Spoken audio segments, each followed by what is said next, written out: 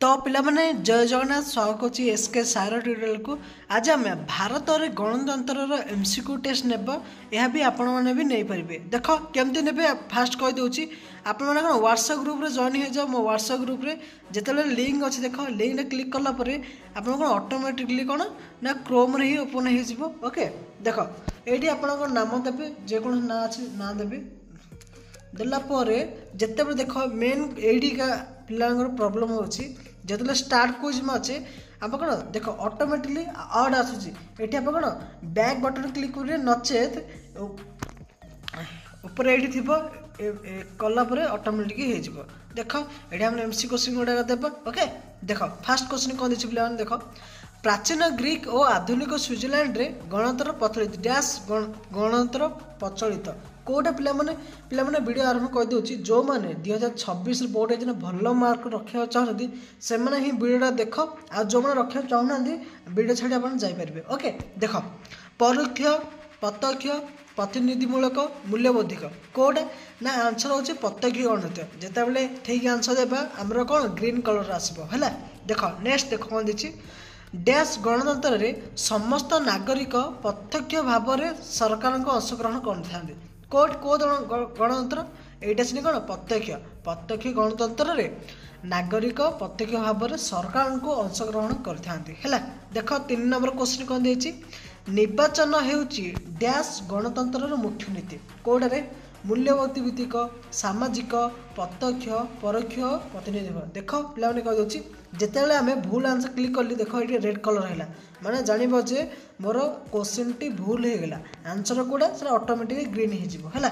तो देख next question कौन देची डैश कही गणतंत्र हो लोक निमंते और लोक द्वारा एटा किए कही अरे अब्राहम लिंकन कही किए अमेरिकार पूर्वतन राष्ट्र प्रधानमंत्री।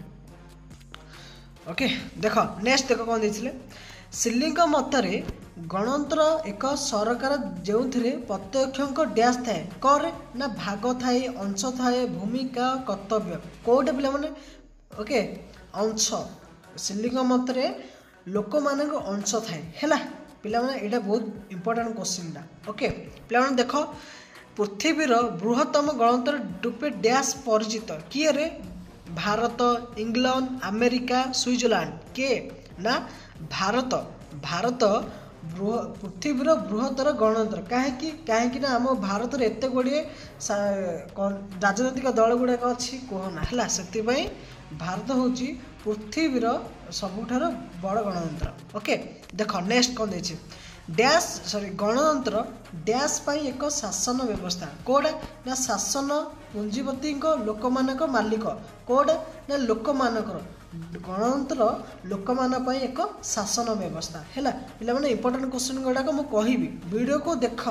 ओके गणतंत्र शब्दटी दुईटी ग्रीक शब्द डैश और डैश रु उदित जार अर्थ डैश और डैश कौन डेमोक्रेटिस लोक मान क्षमता फास्ट आंसर ही देछि। ओके ये कौन क्वेश्चन आंसर ने बहुत बढ़िया क्वेश्चन गुड़ाक अच्छी सहज क्वेश्चन अच्छी है आज गोटे गोटे इंपोर्टेंट क्वेश्चन मुझे कहबी। ओके प्रत्यक्ष गणतंत्र माध्यमिक कौन ना गण मतामत ग्रहण गण उद्योग प्रत्याहार ना कोड़ा ना आंसर होची गण मतामत ग्रहण और गण उद्योग और प्रत्याहार ए समस्त है एमती भी ऑप्शन दे पारे ए 3 जाक ना समस्त है एमती।